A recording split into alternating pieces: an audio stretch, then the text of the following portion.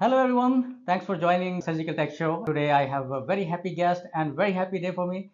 As you guys know, this is very hard to get an appointment from the doctors, especially these days.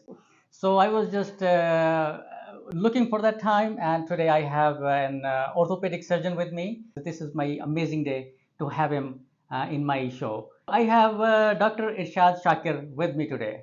Yeah, thank you so much for having me on your show. I appreciate the opportunity to talk about orthopedic surgery as well as how it correlates to surgical technicians. I have a very fond relationship with the surgical technicians when I perform surgery, and I think the more education that we can put out there, the better. This is the first time you're in my show, and I'm so happy on that, and I'm nervous as well. Yeah. Hey, no reason to be nervous, but it is quite fitting for a surgical technician to be nervous the first time he's working with a surgeon. You know what the thing is? I actually put this post in my group, in the Facebook group, where we have like 36,000 people who are mostly surgical technologists. Yes. And everyone has a question. Yeah. Obviously, I'm not going to ask you like 36,000 questions I hope unless you're willing to.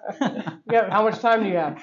The very first thing that I would like you to say something about the surgical techs, because most of the people in the public and everywhere else as well, they're not familiar and they don't know like who the surgical techs are. So I want you to say something as a surgeon, like you can tell better who the surgical techs are, Yeah. what they're doing, what is their scope of practice, and how essential they are. So I played football, American football in high school and college, and I like to use a sports or team analogy.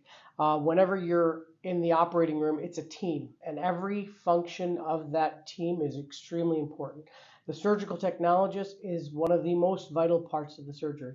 The surgeon, yes, is the person who does the technical aspects of it, but if the assistant behind him is not handing him the correct instruments in a timely manner and in an appropriate fashion, then the surgery can be delayed. It can get longer. Mistakes can happen.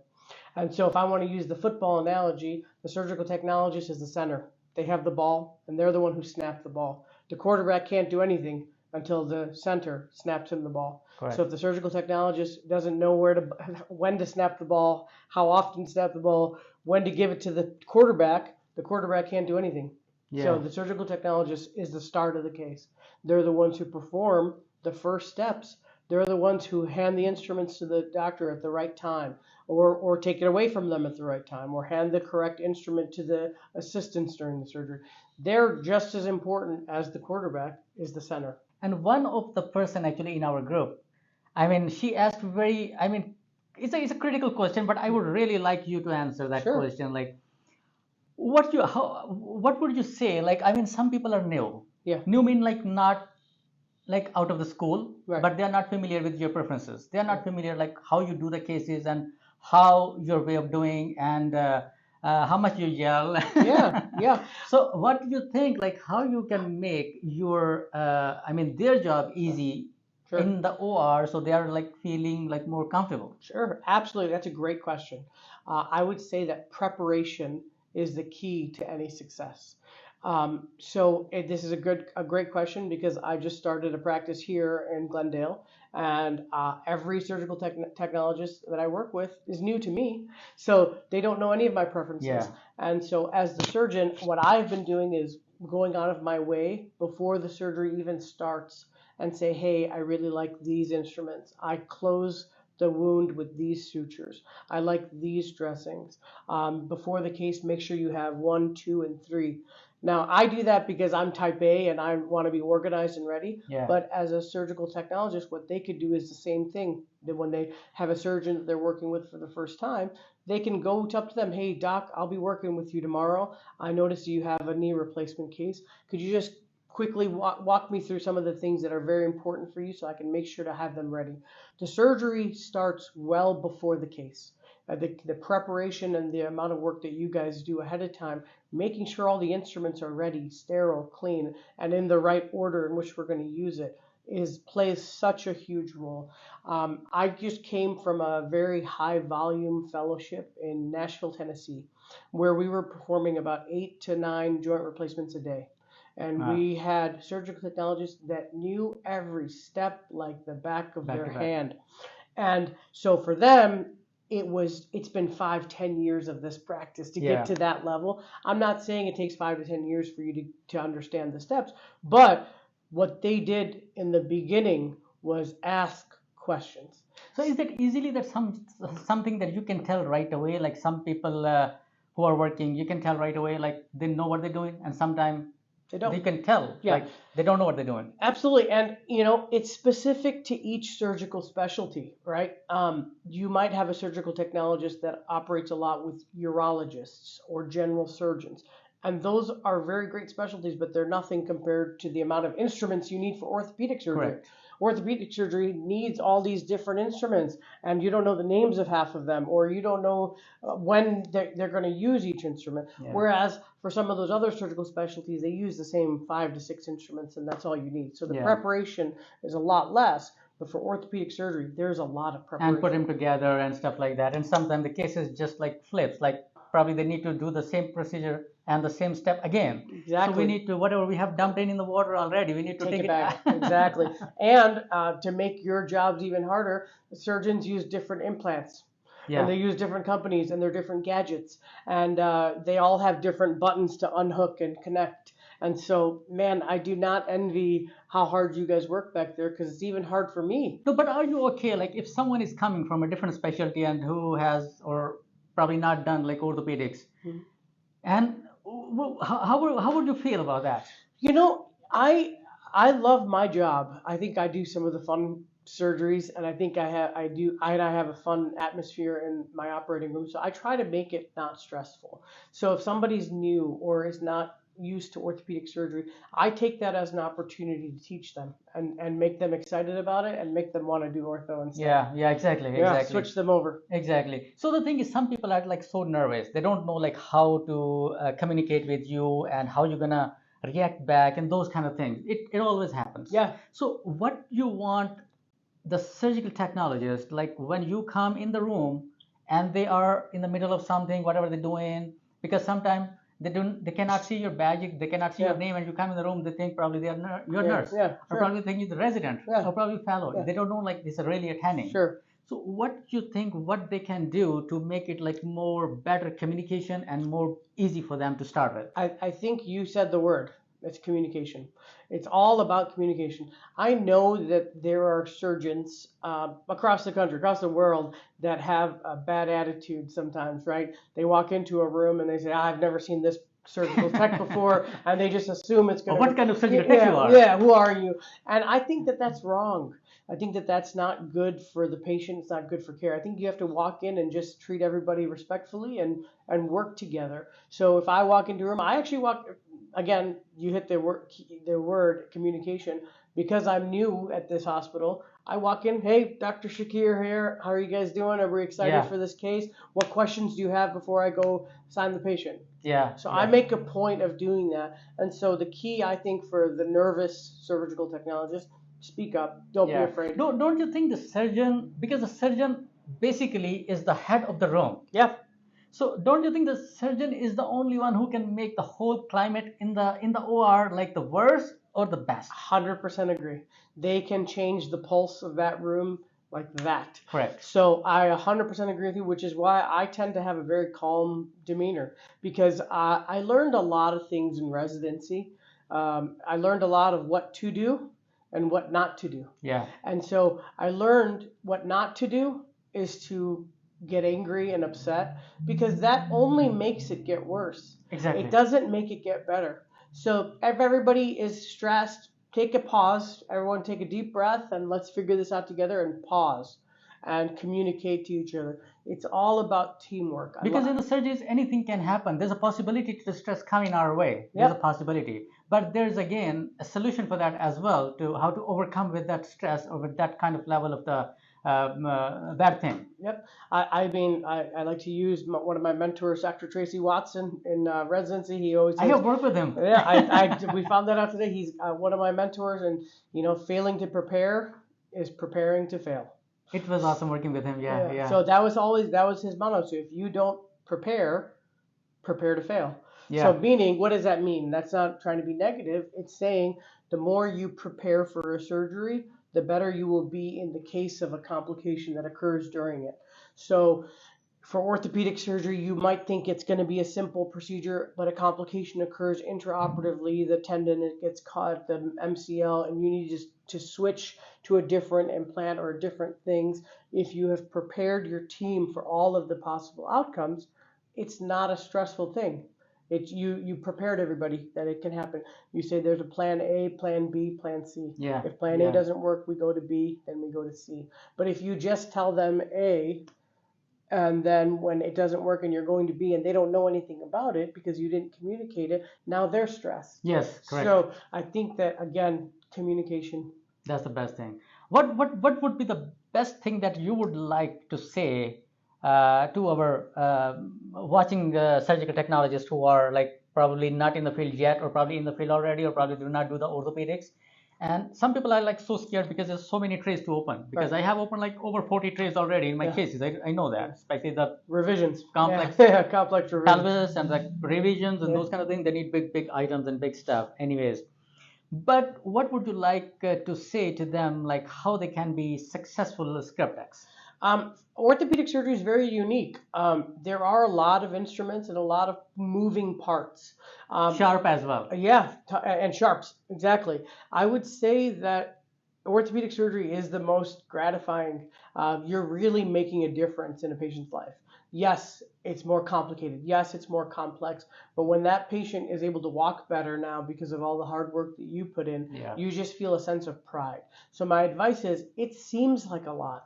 It seems like a lot of trays. It seems like a lot of parts. But when you narrow it down to femur, tibia, acetabulum, and have it organized, it does function and flow pretty easily. It's just a lot of stuff. And sometimes I think the frustrating part for you guys is we'll open up those 40 trays. We'll probably use one thing from each of those trays only. Exactly. And so if the surgeon is going to be like myself, I do a lot of preparation ahead of time. So I template. I template my x-rays and template my surgeries. What does that mean? That means before the surgery even starts, I have a guesstimated size of what implant we're going to use. So I can tell you in that tray, I just need the size 5 femur and the size 4 tibia. Why don't you have the 5 and 6 and the 4 and 5 ready? Yeah. Not 1 through 8. You can leave the 1, you can leave the 8. I'm going to use those middle sizes. So just have those available. So it reduces the work for us and reduces the Exactly.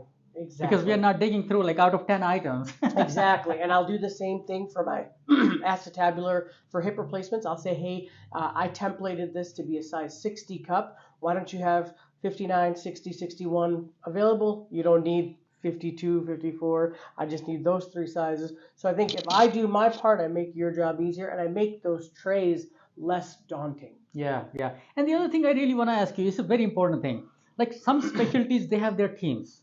Like vascular, they have team. Yep. Heart, they have team. Mm-hmm. And transplant, they have team. Mm-hmm.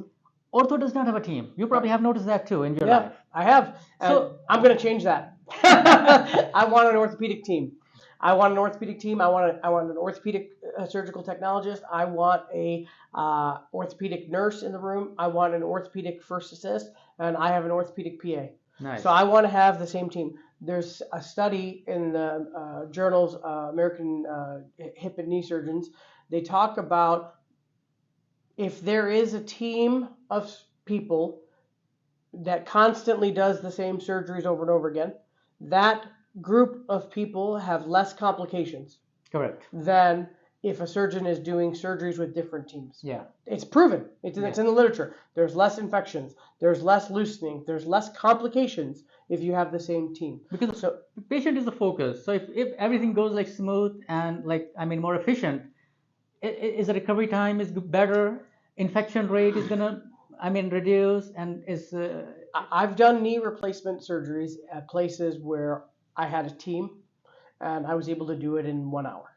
Oh, wow. I've done knee replacements in places where I did not have a team, and it took me 2 hours.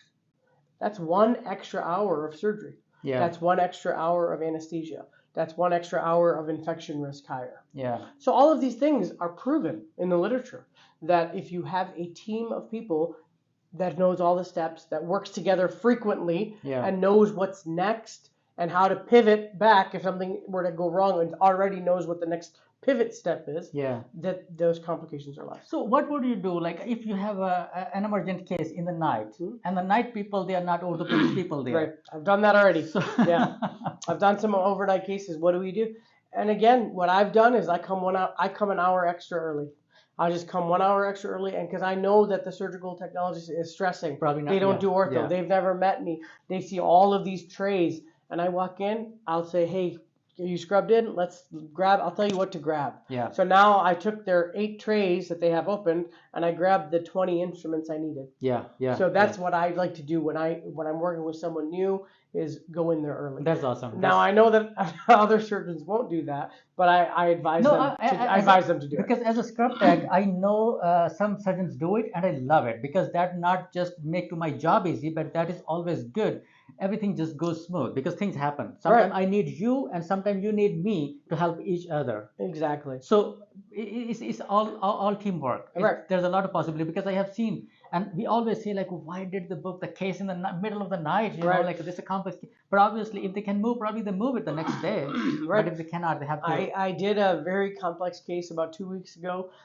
This lady had an infection in her hip. She had a hip fracture nail, and she was infected, and I needed to take the nail out and put in an antibiotic spacer, hip replacement parts in there, and the surgery started at 8 p.m.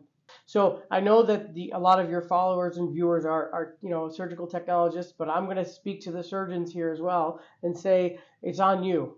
You have to help them because they are a very important part of the team. So you can't get upset unless you didn't prepare. So you got to prepare them. They're an integral part of the team. With the upset part, let me tell you this. I was working a total joint. There was a total knee or hip, something like that. But the surgeon said, well, like so mad or something like that. I don't know, probably he had a bad day with his wife or something. Yeah, maybe. Yeah. But the battery was not working on the power. What did he do? He just took the battery off and threw it in the floor. Yeah. Just like that. Yeah.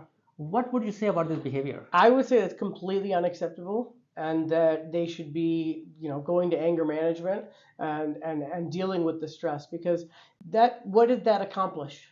Nothing. Nothing. What does the battery work now? Actually, went worse. Yeah, right. So everything went worse. So going back to my comment earlier, I learned what to do and what not to do. I'm not going to name names of who, but I worked with surgeons that would throw instruments. Yeah. And I just sat there. I'm like, I have a 5-year-old son. I'm like, are you a 5-year-old toddler that has Yeah. a tantrum?